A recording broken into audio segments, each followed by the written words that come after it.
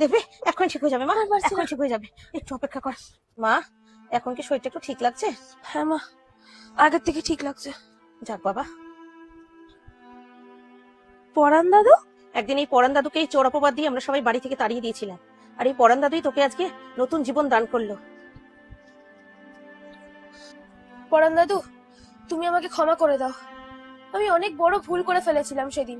না না মোনা, না না, তুমি তো বাচ্চা মানুষ, তুমি ভুল করেই ফেলেছো, তার জন্য ক্ষমা চাইতে হবে?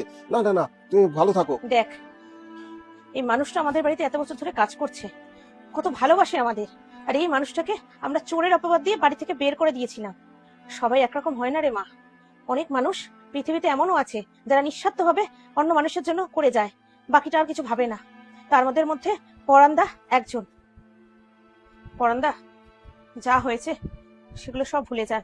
আমি আপনার কাছে হাত জোর করে ক্ষমা চাইছি। আপনি আগের মতো আমাদের বাড়িতে কাল থেকে আবার কাজ শুরু করে দিন। না দিদিমণি, তা আর হয় না।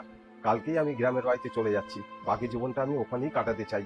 আপনারা ভালো থাকুন, আসি আমি দিদিমণি। হ্যাঁ।